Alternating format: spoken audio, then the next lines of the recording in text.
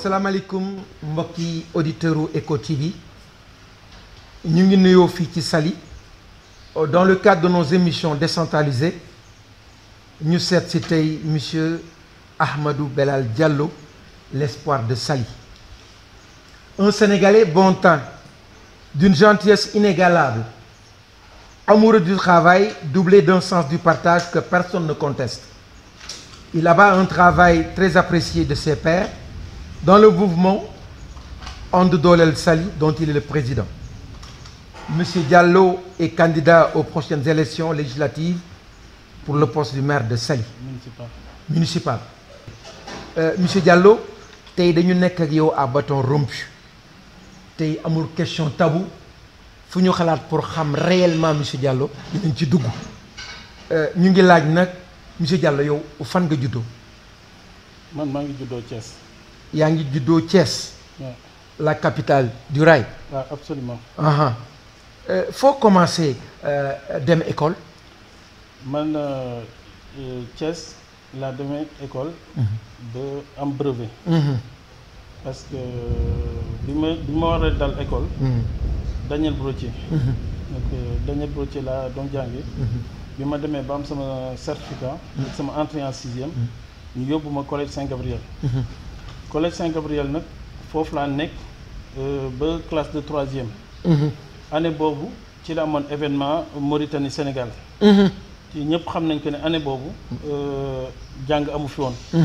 à part établissement privé catholique yi. donc ci lañ waxoon que ne ñëpp ñi nga xam ne doon nañ jàng ci établissement privé catholique te am moyenne pour passer en classe supérieure. léegi ñoom mën nañu affectante ci seen biir amul affectation dans le public.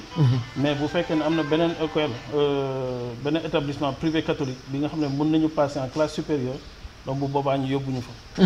donc man nag collège Saint-Gabriel donc ñaari série moo fa nekkoon. mooy série A ak série D. te man série C laa bëggoon def. donc du coup ci lañ ma indee fii collège Saint-Esprit bu Mbour. collège Saint-Esprit. collège Saint-Esprit bu Mbour. foofu laa defee sama seconde. te foofu laa amee sama brevet aussi. te bi may def sama brevet man maa nekkoon premier ci centre bi. waaw c'est intéressant ça. bi ma jógee foofu. parce que benn at moo taxoon ma ñëw. le fait que mu nekkoon année blanche. année blanche bi nag ñu nekkoon privé catholique ñoom perdu à l'exception de ceux qui faisaient la terminale. parce que organisé woon ay examen. man moo waral que ne sama brevet seconde laa ko amee. seconde nga ko amee. seconde laa ko amee waaw. et après le bac disons le bac. donc ci laa jógee. dem Sainte-Jeanne d'Arc. bu Dakar. bi ma demee institution Sainte-Jeanne d'Arc donc sama tuteur ci digg année scolaire bi donc la am mission Japon. après finalement bi ñu ko yóbboo Japon donc comme moo fa nekkoon sama tuteur te ci moom laa nekkoon. ci laa delluwaat Thiès. bi ma delloo Thiès ma dem lycée Malick Sy bu Thiès. ouais tu connais bien. voilà bi ma demee lycée Malick Sy donc foofu laa toog ba am sama bac. lycée Malick Sy la amee sama bac. moo nga amee sa bac. waaw après le bac en poche lan nga def. bi ma amee bac après ñoo ngi ma affecté woon fële université Gaston Berger bu Saint-Louis. donc def naa fa ñaari at. bi ma fa jógee ci laa dem Europe. ci laa dem France ci nga dem en France. waaw absolument. bi ngeen France fan nga jëkk a wàcc en France. man Paris laa mës a nekk. à Paris. waaw Paris laa mës a nekk mosuma nekk feneen fu dul Paris. bi nga ñëwee chez les Français lan nga jëkk a commencé di def. non li ma fa yóbboon mooy poursuivre sama étude. voilà comme am na ay opportunité liggéey aussi donc am nga possibilité jàng di liggéey. di liggéey en même temps voilà pour mën a subvenir ci say besoins. voilà votre premier emploi c'est emploi bu jëkk en France lan la woon. donc emploi comptable la woon. comptable. voilà ci benn cabinet bu ñuy wax audit gestion.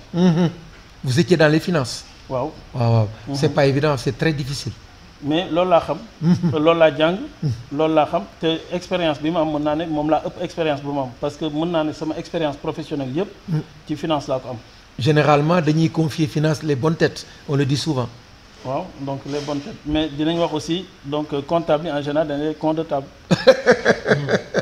voilà di fàttali rek ñu ngi avec Eco TV ñu am tey monsieur Diallo je disais tantôt à bâton rompu avec monsieur Diallo tey est-ce que vous pratiquez le sport. waaw. ban genre sport ngay def. yor naa fi benn rameur. yor naa aussi tapis. voilà te aussi man li may faral di gën a def mooy la marche. la marche. waaw marche bi dama koy def lu bëree bëri man doon naa def sama bureau les vendredis soirs. donc damay génn ciblé benn monument à Paris. donc jóge sama bureau dox ba ci monument boobu. bu ma paree ma doxaat ñibbisi. ñu ngi wax ne souvent c'est le sport au complet la marche. waaw man en tout cas ça me permet de réfléchir. Donc et de vider parce que bu fekkee ne da ngay jot ay sollicitations. toute la semaine. donc façon sollicitation bu nekk ci ñi nga xam ne dañuy ñëw di la seet si ku ci nekk ak son problème ku ci nekk ak son projet. donc loolu yëpp donc mu nekk ay décharges yi nga xam ne dañ koy décharger wu ci seen bopp ñëw def la sauf la charge bi.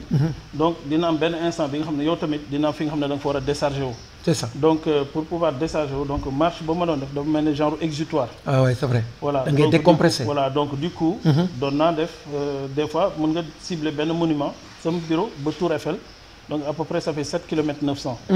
7 km 900 yooyu donc boo ko doxee aller retour donc am nga presque 16 km. Ah ça 16 km par jour. Voilà 16 km donc du par jour. que vendredi. Uniquement les vendredis. Uniquement les vendredis. Vendredi bu ma demee ba sama bureau 18h 19h bu ma tëjee sama bureau foofu laay bàyyi sama oto. dox li may dox ba ma ñëwee ma taal sama oto ñibbi sama kër. Monsieur Diallo est-ce que tey yow bëgg nga musique est-ce que di nga déglu musique la musique. musique kenn mënu ko ñàkk a déglu. ban genre de musique nga bëgg. déedéet man aw ciblé ma dara. donc bu ma taalee rajo bi bu ma tombé ci musique. donc dinaa ko déglu. l'art de combiner les sons d'une manière agréable à l'oreille. Voilà exactement. waaw kon musique bu ñëw rek mën nga ko accepter. et la musique mondaine. musique mondaine donc dafa nekk li nga xam ne dama koy soog a découvrir. voilà depuis donc peu de temps. ci laa am dans mon entourage ñi nga xam ne ci collectivité mandeng lañ bokk. donc ñu am ay ñu ma présenté. ñoom permettre ma découvrir la musique mandeng. mandeng waaw on y reviendra mais tey monsieur Diallo fan nga jëkk a déggee baatu Saly Saly bi nga dëkk tey fan nga jëkk a déggee Saly. Saly mën naa ne nekk naa Saint-Esprit un an. un an. collège Saint-Esprit. doon nga ñëw Saly. non mosuma fi ñëw. mosoo fi ñëw. mosuma fi ñëw mais. boo jógee Thiès. di ñëw fii week-end. donc bu ma jógee comme j'étais là la semaine. parce que munoo di jàngi Saint-Esprit di ñibbi Thiès tous les jours. non non c'est pas possible. voilà donc dama amoon fu ma logé woon fii. biir Mbour. mais de temps en temps week-end yi benn week-end sur deux benn week-end dans le mois wala ñaari week-end dans le mois dama doon dellu Thiès. dama doon dellu Thiès ci sama famille. donc booy romb di nga romb croisement Saly. donc comme li ñuy wax rek nit mën nga ko interdire lépp. ba mu gis 10 xool mbaa mu nettali ëllëg. voilà c'est important xool ak dégg. voilà donc waaw. ci foofu laa njëkk a gisee turu Saly. mais taxul ma xam donc Saly mooy lan. voilà bi ma demee à l'étranger nag donc foofu ci laa doon dégg Saly Portudal. donc après recherche bi ma doon def ci Saly moom ma permettre ma gën a xam Saly. voilà ci la première fois. waaw bi mu fi jëkkee ñëw kañ la. ak lu la fi andi woon. bi ma fi njëkkee ñëw mën na ne diggante fin 2013 ak début 2014. 2013 2014. mën naa ne sax bon donc ci été 2013 bi la. été 2013 laa fi njëkk a ñëw. lu tax parce que damay ñëw vacances. ak sama njaboot. mais comme ni nga gisee kër gi rek. donc noonu la meloon foofu aussi. te mosuma def politique. ay sollicitations ci wàllu social. ndeysaan ñi fa ñëw am seeni problème ñëw di ma ko diis. ndeysaan donc sama njaboot ñoom ñu ne ma daal donc papa bi beneen yoon bu ñuy ñëw du ñu ànd ak yow dañ lay bàyyi nga dem wala ñun tamit bu ñu ñëw à part. lu tax parce que damay ñëw du matin au soir nga nekk di recevoir donc doo am seen jot. seen ñëw vacances alors que ñoom seen conception parce que France lañ juddoo foofu lañ màggee seen conception ci vacances mooy que à un moment donné ñu mën a retrouver wu. waaw léegi nag bi ñu ñëwee ñu plaindre ci laa leen wax que ne nañu choisir benn destination. ñoom ñoo xool destination bu leen neex ñu jël 3 jours vendredi samedi dimanche donc ñu dem comme ça bu boobaa mën naa fay sama téléphone. on VSD léegi voilà. donc ñu toog profito donc entre ñun au moins bu ñu demee ñoom tamit ñu am lu ñu nettali. donc moo donc première fois may ñëw fii. à Saly. ma remarqué ne dafa mel ni virus social dafa la piqué il y a longtemps kan moo lay impliqué le social le partage le sens du partage fan la jógee. man dama fekk samay waajur di ko def. voilà parce que bi ñu nekkee xale. donc façon nit bu nekk da ñëw di yandu suñu kër. donc amul différence entre ñun ak ñi nga xam ne ñoo fa doon ñëw. man am na sam benn xarit donc ñun ñoo bokkoon koñ. man il m'arrivait donc des fois bi ma nekkee collège Saint-Gabriel dama doon yendu. parce que dama ne donc moom peut-être instant boobu dina ma permettre ma solitude du collège bu ñëpp demee añi.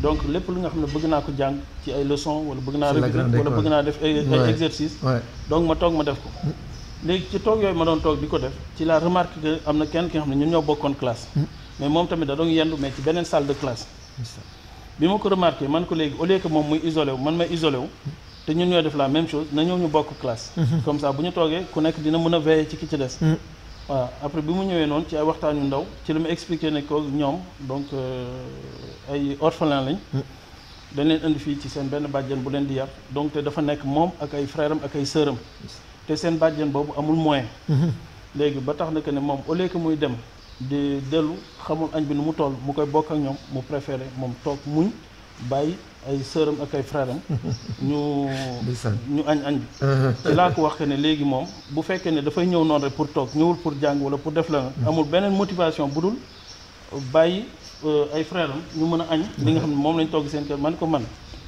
suñu kër dina ma tibbal añ même bu ñu xamee que ne du ma ñëw dina ma tibbal añ man nag añ boobu ñu may tibbal léegi yow boo wàccee da ngay jubal directement suñu kër ñu jox la ko donc ñu jox la ko comme ça nga koy añ te boobu maa ngi nekkoon collège nekkoon en classe de 4e c'est vrai voilà léegi nag affaire bi noonu la commencé et puis petit à petit l'oiseau fait son voilà mu développé wu voilà ba bi ma demee université Saint-Louis donc comme ñoo nekkoon première génération bi nga xam ne ñoo fréquenté nañu université bi parce que ñun ñooy premier ñi fa njëkk affecté à Saint-Louis donc campus bi y avait que nous on n'était pas nombreux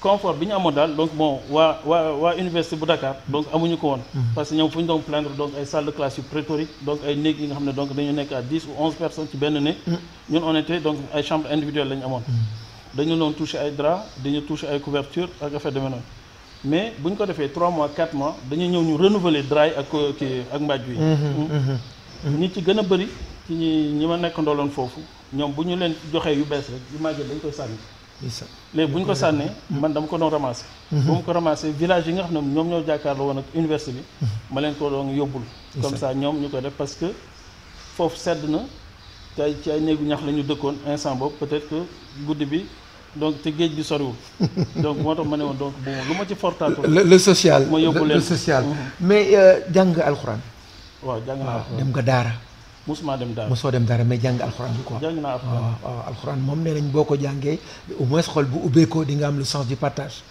kañ la nga am envie am tabax kër à Saly réellement qu'est-ce qui t'a poussé à bâtir une maison à Saly non kër gi pour man dès l'instant que ñëw naa Saly la première fois xamoon naa que ne peut-être que dinaa fi dellu siwaat mais balaa ngay ñëw di nekk ci ay location affaire demee noonu donc ma ne nañu xool le même jour bi ñu egsee cëpp avant ñu egg sax ci kër gi ñuy dalal on a vu une maison qui était à vendre ci la ñu jël numéro de téléphone bi wax ak propriétaire bi ñu ko waxee ci la ñu xaar leen ma muy ñëw il était pas loin bi mu ñëwee mu ubbi kër gi présenté ñu kër gi ñu visité kër gi mais ni mu ko tabaxee neexuñu woon bi ñu gisee plan yi ak ni mu ko defaree ci biir ak yooyu yëpp ñu ne ko donc bon ñun on préfère à la limite jënd terrain def suñu plan boobu tabax ko ci la ma ne léegi dama leen di gunge fi ngeen di dal comme ça ma xam fan la ma dem def ay démarches fii ak guddi dinaa ñëw bu ma ñëwee après donc lu ma am rek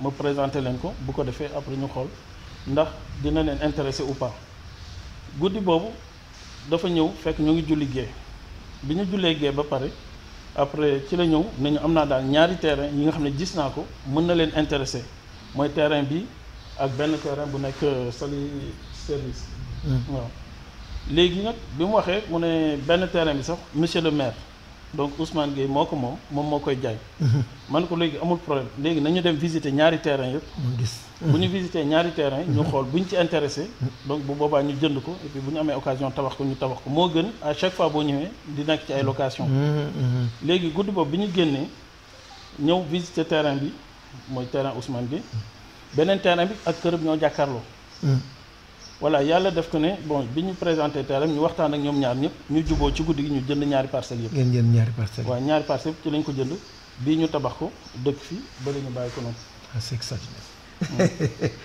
tey nga ñëw Saly nga dëkk Saly en tant que station balnéaire noo gisee Saly réellement non Saly mën nañ ko tudd ba ñu tudd station balnéaire sincèrement parce que ku xam station balnéaire nu muy doxee xam nga Saly bi ñu ko tabaxee dañ ko tabax ci erreur voilà erreur bi mooy foo mënti dem ci àdduna station balnéaire balaa ñu koy tabax dañuy vider population yi. Ah, ça c'est important. Vider les populations. dañuy vider population yi ba pare. donc soog a créer seen station balnéaire. parce que tey jii mënoo tabax benn station balnéaire fi nga xam ne day am ay population autochtone. imaginez tey ñu jël quartier bu mel ni Koulang mu dagg hôtel yi ci digg bi. donc ay hôtel féeti ko gauche hôtel féeti ko droite. nga xool disparité bi am. diggante ni ñu dundee biir Saly Koulang ak ni ñu dundee ci hôtel yi. donc boo ko gisee. donc nga xam ne que ne donc bon erreur mënul weesu erreur boobu. une très grosse erreur. ba léegi ci erreur boobu constat bi nga xam ne yaakaar naa du man rek maa ko def parce que yaakaar naa que ne depuis 1985. gouvernement yi nga xam ne ñoo fi toppante. def nañ tout pour corriger erreur boobu.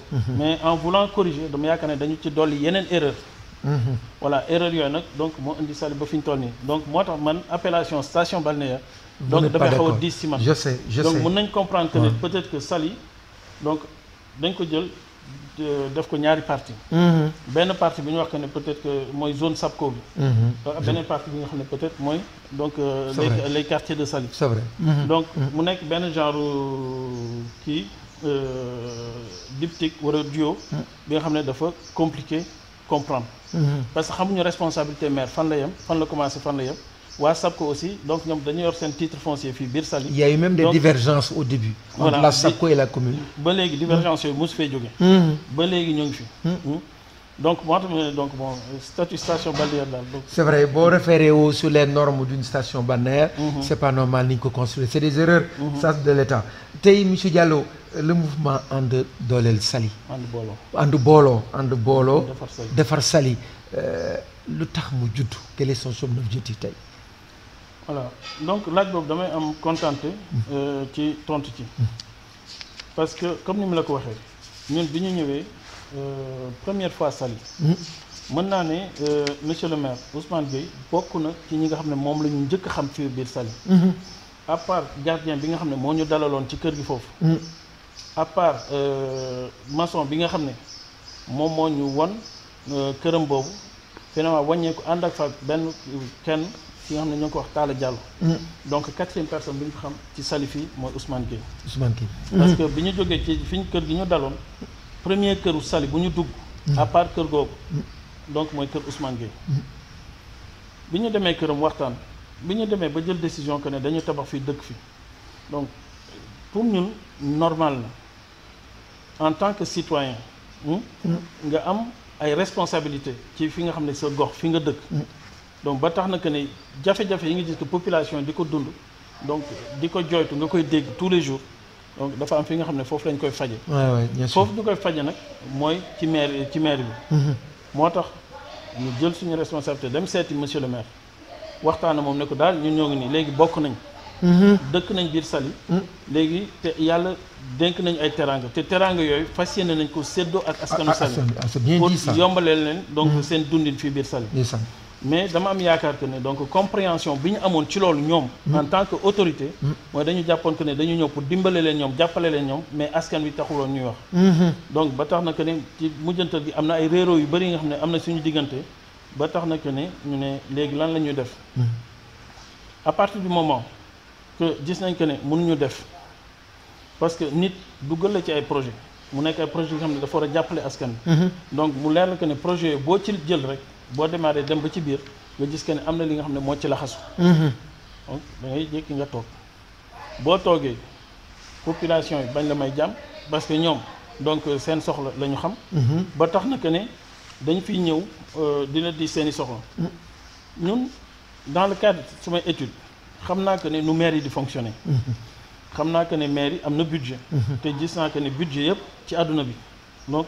dina am benn volet social bu am importance dina am benn volet sanitaire bu am importance ba tax na que ne ku ñëw da nga ne man lu ma mënti def pour nit kooku donc dafa mel ne donc maire bi wala ñi nga xam ne ñoo nekk ci maire ñoom laay favoriser parce que social baa ngi foofu léegi na nit ñi dem ci maire bi bu ko defee lépp li fay social ñoom tamit ñu mun ci jëfandikoo ñu mun ci profité parce que seen droit la mais dama remarqué que ne ku dem rek ñu ngàntal la ku dem ñu ngàntal la muy ci wàllu social muy ci wàllu sanitaire donc boo xoolee loolu donc à un moment donné tu te dis que ne jot na donc nit ñi jël seen responsabilité aussi donc combattre li nga xam ne moo fi nekk. effectivement voilà combattre ce mal là. voilà ci laa jël décision ne léegi naa woote réunion fii donc te réunion boobu bi ma ko wootee c'était le 22 août 2020.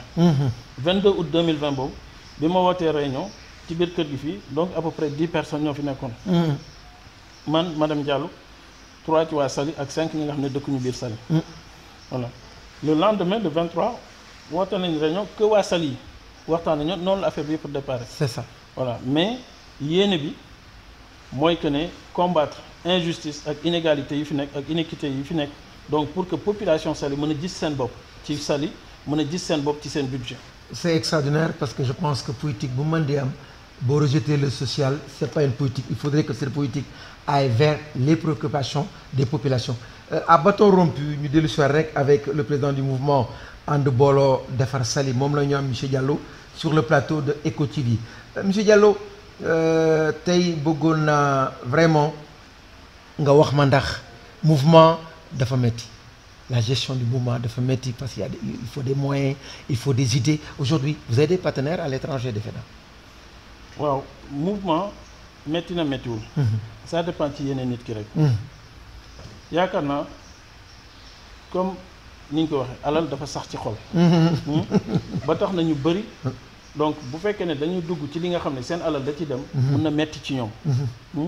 mais boo gëmee que ne yàlla mooy wërsëgalaate te comme yàlla du wàcc jox nit ñi individuellement. donc dafa am lu ci nekk dafa am ci ay loxo yu mu koy jaarale. wallaahi man dama gëm que ne mouvement And Booloo Defar Saly bi mu sosoo ba fi ñu toll nii képp ki nga xam ne donc am na lu jóge ci mouvement bi dem ci moom wërsëgam la bu ko yàlla bindaloon moo ko moom du luñ ko may. du luñ ko sarax du loolu la yàlla bindoon ci moom yàlla moo ko bindoon moo ko moom. donc jaarale ko ci loxo mouvement And Booloo Defar Saly. mouvement bi jottali ko pour man donc loolu mooy sama principe dans la vie.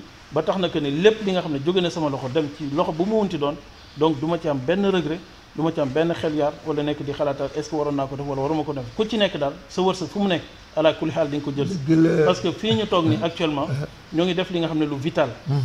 ñi fi toog ñëpp ñoo ngi noyyi. te lan la ñuy noyyi.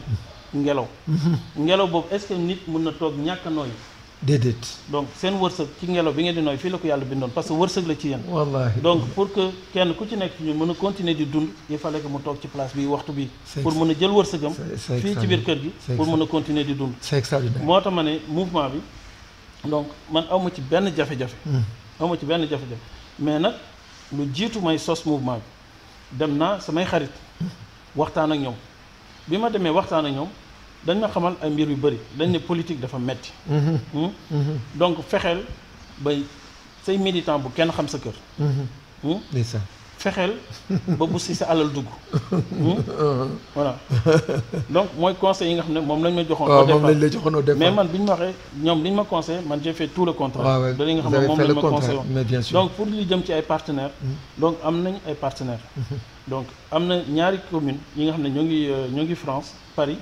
ñoom pare nañ pour jumeler ak commune bu Saly donc li tax loolu mënagul am mooy signature ci mairie bi donc bu ma demoon tey toog cëpp donc bëgg ñoom dinañ jublu dinañ ci ñëw pour signer jumelage boobu am na yeneen domaines yi nga xam ne am na yeneen partenaires yi nga xam ne mën nañ ñëw am na ay partenaires yu ñu fi jotoon indi donc pour ay projet d'envergure mooy lu mel ne hôpital de référence donc bi ñu ñëwee bon am na nu mu demee woon ba tax na que ni ñoom tamit dellu nañ mais chaque jour am na ñi nga xam ne ñoo ngi ñuy solliciter ñoo ngi waxtaan ak ñoom pare nañ pour ñëw jàpp ci liggéey mais simplement dañu gisul benn interlocuteur bu crédible wala bu fiable bi nga xam ne mën nañ wax ak moom bien sûr fan yi ci ginnaaw bon am na benn partenaire bi nga xam ne maa ngi waxtaan ak moom mu bëgg fi ñëw tabax fi hôpital monsieur le maire mi fi toog fayal nañ ko billet yóbbu ko Luxembourg jël ko yóbbu ko Luxembourg fa ñoom fondation bi ñoo ko fayal billet yóbbu ko Luxembourg bi ñu ko yóbboo Luxembourg donc lan moo tax dara sottiwul foofu mooy que ne mooy que ne mu ñàkk wax français ak ñàkk wax anglais parce que partenaire boo jël donc il faut que nga mën a wax ak moom tey ji man bu ma ñëwoon fekk la dans le cadre de ton émission à bâton rompu donc ñëw bëgg a wax ak yow mais mënuñu déggante làkk bi ngay wax man dégguma ko làkk bi ma wax donc yow déglu donc est-ce que dinañ mën a def émission bi dañ ko mën a def fayal nañ ko dem na ba Luxembourg donc mais finalement mujjul fenn lan la fa doon négocier donc pour que ñu jox benn somme pour que mu ñëw fay fi ay architecte yóbbul site yóbbul amul dara li nga xam ne yóbbaale na ko mënoon nga yóbbu ne am naa site baa ngi nii këyit yaa ngi nii donc am naa architecte bi nga xam ne jël naa ko defaral na ma plan yaa ngi nii facture mu ngi nii léegi comme bi ma doon ñëw il fallait que ma indiwaale yooyu yëpp donc jàppale leen ma comme yéen ma ci dugal ci li nga xam ne moom laay fay architecte bi donc mais yow indiwalaat dara loxo kese loxo nen pour des partenaires à l'étranger léegi nga ne léegi jox leen ma 20 millions donc pour ma mën ko fay sama architecte te alors que wanewuloo plan wanewuloo facture architecte wanewuloo dara voilà ça donc c'est des pour wane erreurs que ne donc loolu yëpp mooy ay manquements yi nga xam ne mu ngi am fii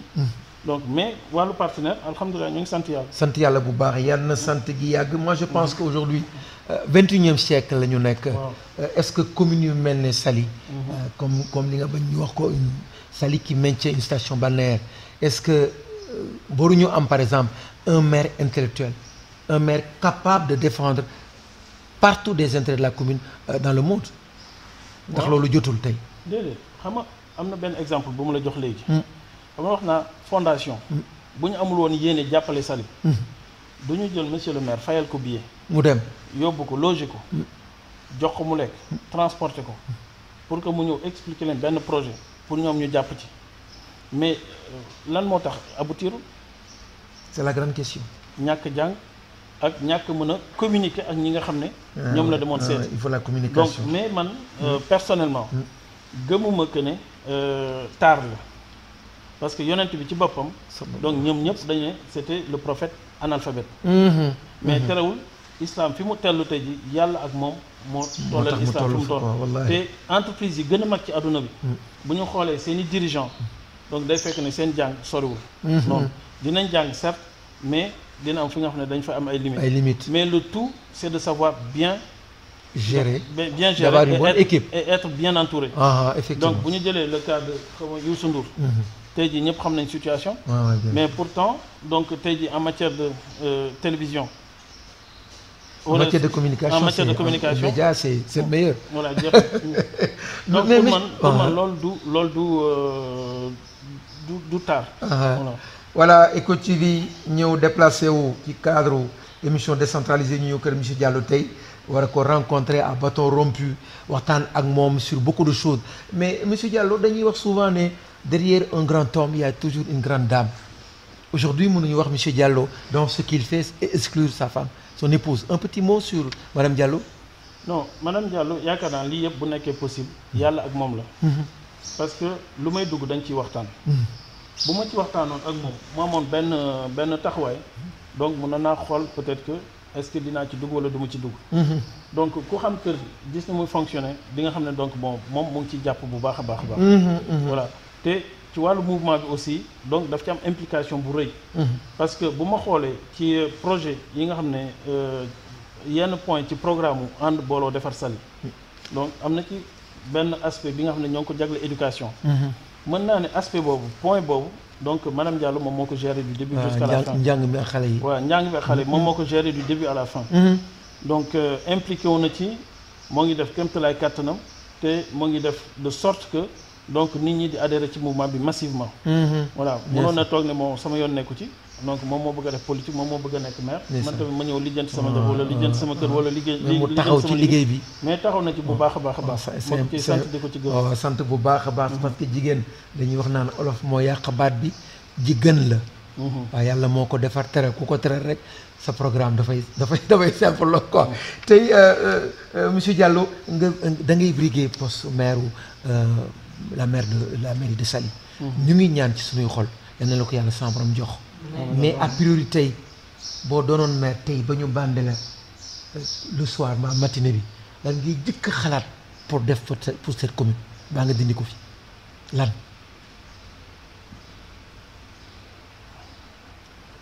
yaakaar naa maire bi doo toog ba ñu bànd la. nga soog a xalaat lan lay def. loolu mën naa ni c'est manque de tact. programme boo ci dugg. da ngay anticiper. fi ñu toll nii. mën naa ñi ci gën a bëri. ñoom dañu xalaat avant élection yi wala ñoo ngi xalaat échéance électorale yi. mais man samay xalaat. ci après élection yi laa ko teg.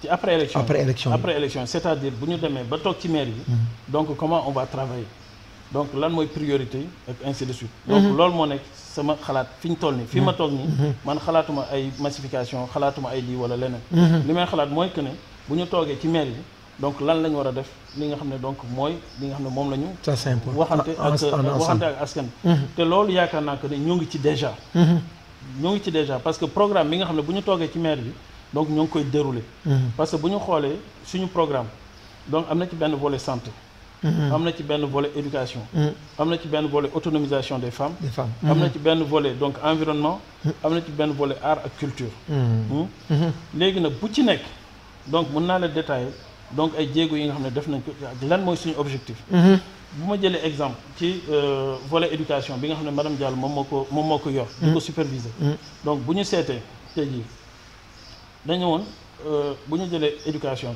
bi léegi nan lañ mën a def ci wàllu éducation pour que xale yi ñu gis seen bopp donc am plaisir ak envie dem di jàng am seen diplôme pour mën a suba ñu tekki njëriñ seen bopp njëriñ seen i waajur donc ci la nga waxoon que ni léegi nañu xool aspect boobu donc nan lañ ko mën a organiser wàllu éducation ci la waxoon que ne léegi dañ koy xool aussi comme ni ñu waxoon programme bi santé éducation autonomisation des femmes environnement donc culture art en fait demee noonu donc ci la wax que ne éducation aussi nañ ko def en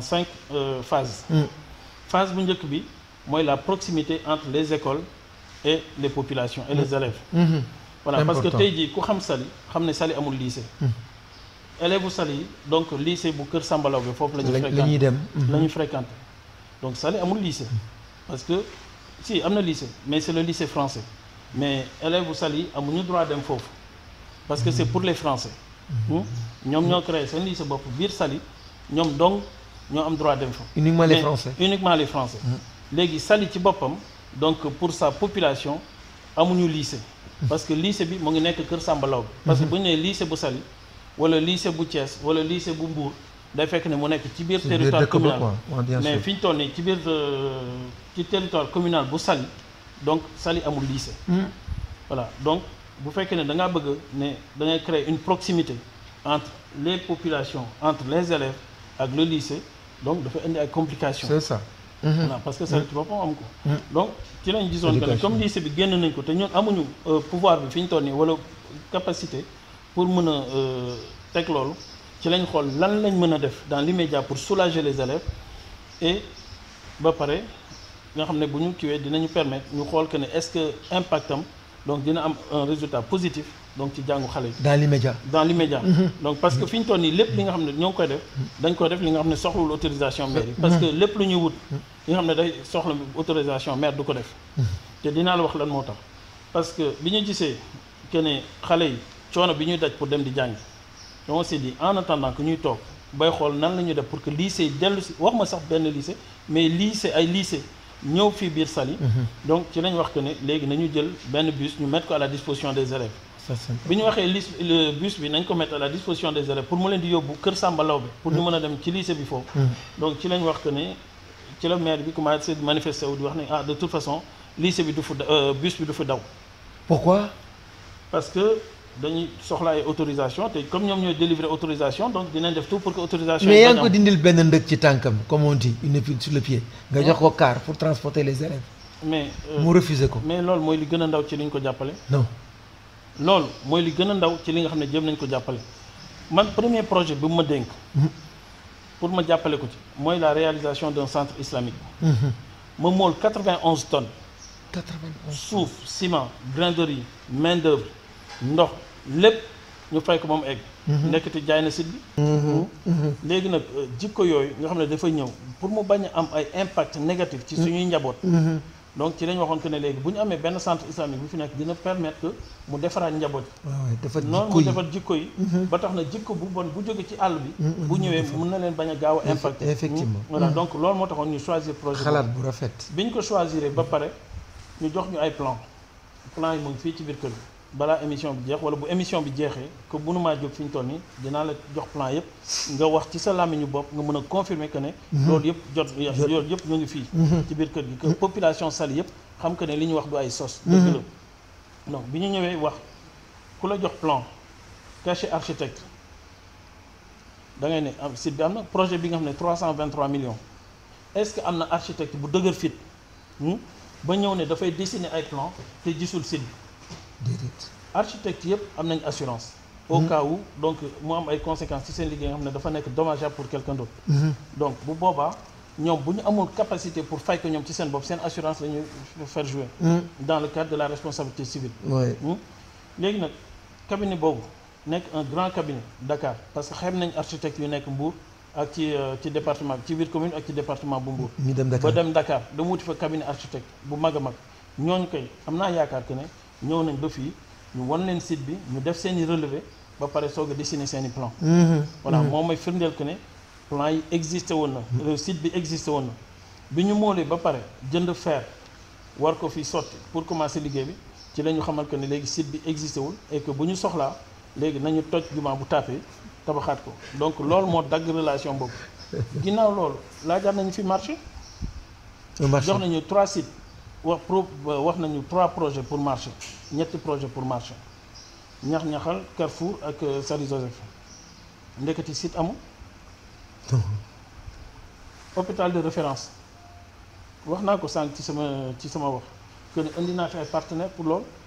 ñu ngante ne parce que dañ ne nañ leen jox xaalis ñu gérer ko un projet bi nga xam ne 1 milliard 675 millions donc ban nit moo dof pour jël ko jox ko benn. ñu laaj la ñoom ne nga jox leen xaalis pour ñu gérer ko. exactement dans un projet.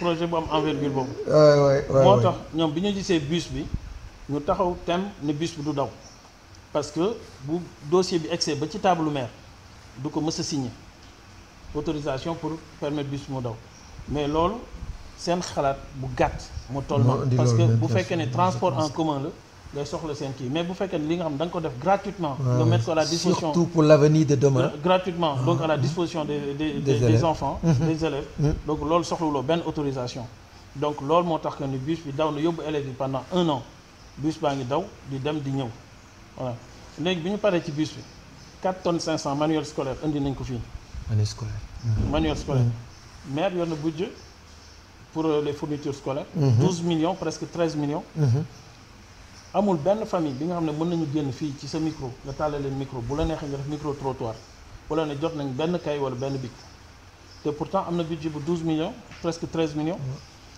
ñu exécuté ko à 100% léegi kay yooyu ak bic yooyu fan lañ jëm voilà ñun indi nañ fi 4 tonnes 500 manuel scolaire séddoo ko élèves yëpp 6e ba terminal ba ay élèves sax yu nekk université ñëw nañ tànn ci livre parce que dañ ko soxla woon te mënuñu ko am bi ñu paree ci loolu def nañ fi 72 heures de synthèse pour ñu doon passé bac foofu aussi am na lu fa xew parce que 72 heures de synthèse ci lycée bu Saly lañ ko waroon defee waxtaan ak proviseur bi waxtaan ak professeur yi yëpp le corps enseignant bi ñu waxtaan ak ñoom ba tënk des lu dul dem budget bi nu mu toll ñu jox leen ko donc bi ñu ñëwee foofu te budget bu ëpp na 2 millions moo ngi doon tourner aux alentours de 2 millions 500 mille bi ñu jëlee pour dem jox leen xaalis pour que ñu mun ko organiser finalement à 1 semaine ci date bi ñu jàppoon pour organiser ko ci la ñu indi ay wax yu sew pourquoi parce que maire ci boppam donc mooy seen responsable mooy seen vie scolaire seen responsable la ñu convoqué donc ak seen porte-parole convoqué leen kër maire benn dimanche à 23h wax leen li ñu leen wax jox leen instruction yi ñu leen di jox jour boobu bi ñu ñëwee ñu mel na ñu xabta façon bu nekk wax nañ ko fa ba pour ñoom pour yàq bi ñu demee toog gis na mënuñu juboo donc ci lañ leen ko noonu ñoom nañu xalaataat seen biir bu ñu xalaataay bu baax ba delloo si seen i xel bu boobaa ñu woo ñu ñëw léegi li nga xam ne programme woon nañ ko pour def ko ñu def ko mais ci lañ kontaan ñun ñoom enfin yàq nañ programme bi parce que ñun ñoo ko waroon def defatuñ ko léegi bi ñu demee ñu waxtaan ak institut René Merceron fii biir Saly bi ñu waxtaan ak ñoom ñu mettre ñu à disposition leur école bi ñu mettre à disposition toll benn période bi nga xam ne il faut nga informer élèves yi que ne léegi finalement donc defuñ ko lycée bu Saly mais dañ ko defee ci institut René Merceron ñu yëgaat loolu mais comme mun ñu dem ci institut René Merceron corrompre leen pour que ñu bàyyi affaire bi finalement ci la ñu décider ñoom tamit que ne dañu organiser la même chose donc au niveau du foyer socio-culturel bu Saly donc mu indi benn genre scission wala division donc au niveau des élèves da ngay gis benn élève mu dem fii xaritam dem fële ñuy woowante mais pour lan parce que dañ jàppoon que ñoom bu ñu ko defee ñun suñu bos dafay échec. yàlla def sutura ba finalement on a eu sur les 3 jours plus de 600 élèves chaque jour. ñu yoral leen seen ndékki yoral leen seen añ. pendant 3 jours fay per diem professeurs yi donc lépp li nga xam ne def nañ ko ci dépense aussi ñu jël ko en charge loolu moo donc troisième point. troisième point ci suñu programme éducation. quatrième point bi donc mooy que ne primer les meilleurs élèves. donc élèves yi nga xam ne donc am nañu bac ak mention donc muy très bien muy assez bien ñoom ñëpp ku ci nekk dina la may ordinateur portable. bu bees tax voilà te terewul période examen yi dem nañu jàppale leen ci añ ak lu ñuy naan les 4 jours yi nga xam ne def nañ ci épreuve bu bac seen añ ak seen naan. lii la doon jóge di dem. voilà donc bu ñu xoolee loolu. 5e point bi nekk ñëpp ñi nga xam ne am nañu possibilité pour dem jàngi à l'étranger ñu yombalal leen ko. jàppale leen pour ñu mën a dem. à l'étranger. donc te loolu aussi yàlla defal nañu sutura ba li ñuy wax du waxi kese. donc am nañ 4 élèves yi nga xam ne ay doomu Saly lañ. donc fi ñu toll nii France la ñuy yeewoo. on a eu cette information dans la semaine. dem nañu jàngi bitim réew. yàlla ak mouvement ànd booloo defar Saly. alhamdulilah donc pour wax la rek que ne programme ànd booloo defar Saly dafa nekk lu concret. du li nga xam ne dañu wax ne rek bu ngeen ma falee ma def lii wala bu ngeen ma falee ma def la. vous êtes toujours sur le terrain. voilà donc dañuy def ñëpp gis. comme ça bu ñu toogee ñu yaatal. parce que tey jii ku yóbbu 4 doomu Saly te yoroo benn ndombo tànk nekkuloo ci maire bi. bu la waxee que ne bu ma toogee ci maire bi dinaa yóbbu 50 xale chaque année. dañ ko gëm donc yaakaar naa ko war nañ ko mën a. c'est vrai que ki lay jox ndekki bu la waxee ne dinaa la jox añ loolu bi boo nga gëm ko mais moi je pense que jot na ñu changer les comportements et les mentalités dans ce pays là réew ñun ñoo ko bokk bu ñu la joxee pour nga gérer loo xam ne au profit des populations ça c'est important monsieur Diallo ma gis benn mariage de raison boo xam ne da nga ko am ak Mandeng nga am lu jafe ndax dégg naa soose di wax naan sembre keba ni maa ko di canapé soose jox la loo xam ne lu rëy la Mama Africa du ma bàyyi ma dem lu day ni Kankura beneen affaire le Kankura c'est autre chose 1884 quand tu fais un peu le gabou tournée di ñëw ba ñu yegg si ñëw fii ñoom indaale ko nga war a xam ne lii dañ koy xool muy dem rek ñu topp ci lu am solo ngi noonu kon ñu dem ba ñëpp nangu tey ci suba rek benn responsable woo na ma man ma est-ce que vous maintenez la tournée ma ne ko waa mu ne ma seen waajooju ku am yar la ku yëg doomu aadama la mais yow mariage boobu monsieur Diallo nan la juddoo tey ba Mandeng yi jékki-jékki di fi ñëw di la seet si ànd ak loo xam ne Afrique ñoo ko moom mooy kilifa gi mën naa ne accidentellement. waaw du li nga xam ne dañ ko préparé. du li nga xam ne dañ ma ci yóbbu. mais hasard amul de. waaw dinaa ci ñëw. parce que fii lañ toog. bu fekkee da nga dugg ci politique. am na ay nit ñi nga xam ne sont incontournables. ñi nga xam ne dañ leen war a dem seeti. comme ay kilifa lañ. doo leen convoqué ñu ñëw sa kër. wala nga invité leen ñu ñëw sa kër. yow yaay sol sa dàll dem seeti leen fekk leen ba seen kër. toog waxtaan ak ñoom. wax leen sa yéene ci dëkk bi. ñu jox la seen xalaat jox la seen i conseil donc ci tournée yooyu ñu doon def dañu waxoon que ne léegi dañuy wër donc imam yi nga xam ne ñu ngi ci biir dëkk bi. donc bi ñuy wër ba yàlla def ko ñu dem ONCAD. toujours ñu defee imam kër imam yëpp ñu dem. yàlla def ko ñu dem ba ONCAD bi ñu demee ONCAD moom ñuy wax imam Cissé. waaw imam Cissé. waaw pas Cissé. man dem nañ fa waxtaan ak moom mais dañu ñëw seet si ko en tant que imam. bi ñu ñëwee seet si ko en tant que imam xalaatuma waxu kankuran xalaatuma leneen. bien sûr. léegi nag ñu dem waxtaan jàppante moom fasante moom kóllëre. mu gis ma donc am cofeel ci man. jël ma doomoo ma. voilà bi ma jëlee doomoo ma. ñuy continuer.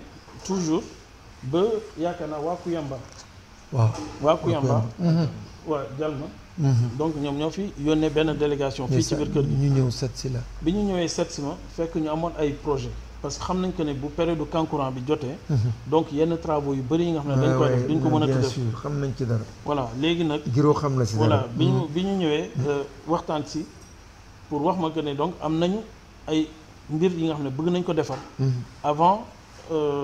période kankuran ci laa leen wax que ne léegi comme da ngeen ñëw te man gisuma li ngeen di wax expliquer ngeen ma certes mais gisuma li ngeen wax donc da ngeen may ngeen may ma bis ma ñëw fekk si leen ci lël bi foofu. bu ko defee ngeen wan ma sur le terrain. li nga xam ne moom ngeen bëgg. voir une lépp fois li nga xam ne mën naa ko ci jàpp ma jàpp ko ci. effectivement voilà ci noonu la ñu commencé relation bi ma dem fa ñu waxtaan ñu ñaanal ma sur place wax ma li nga xam ne moom la ñu bëggoon ma ne leen daal kon baax na li ma ci mën dinaa ko ci def. te maa ngi koy def feneen parce que amul benn jàkk wala benn jumaa fii biir Saly wala benn armel bi nga xam ne donc am na travaux te dugaluma ci sama loxo. pour man aussi dama jàppoon que ni loolu aussi donc waroon naa ci mën a dugal sama loxo. mais defuma ko parce que après dafay am benn relation wala ñu defoon ay faveur wala leneen xaw ma ko xalaatuma ko sax. parce que jour bi ma demee ci ñoom ba waxtaan ak ñoom ba d'accord ak ñoom ba tënk ma ne lii dinaa ci dugal sama loxo lii dinaa leen ko jàppale lii dinaa leen ko jàppale ma dem bi ma ñibbisee délégation bi ma àndaloon bi may dem ñoom ma commencé expliquer le phénomène du Kankourang. bi ñoo commencé expliquer phénomène Kankourang bi après ci laa dem sur internet parce que tey jii lépp mu ngi ci internet ci laa commencé di xool donc am ci tuuti idée voilà ba tax na que ne bi ñu ñëwee li may waxante ak ñoom ma respecté ko ñoom tamit ñu cërale ma ne léegi seen première sortie Kankourang donc dañuy ñëw ba ci kër gi ziar ma voilà loolu moo waral que Kankourang bi ñëw ba ci biir kër gi 2 dimanches de suite donc Kankourang bi ñëw na fii ci biir kër gi loolu moom nit bokk na ci def ci 100 ans te mënu ko am bu la ko soosé yi joxee rek sant yàlla la ko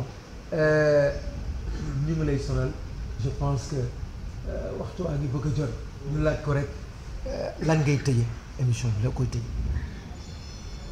waaw bi ñuy commencé da nga dem directement ci laaj yi waaw te par habitude am na ay kilifa yi nga xam ne dañuy déglu donc dama yaakaar que dañu waroon commencé ubbee nuyu leen donc wax nañ que ne donc féddali kóllëre bi nga xam ne moo nekk suñu diggante ak ñoom moo tax léegi comme defuñu ko ci commencement bi ñu def ko ci fin donc moom laay tëjee kon bu ko defee donc imam yi nga xam ne ñoo ngi biir Saly donc mooy imam Ndaw maa ngi koy nuyu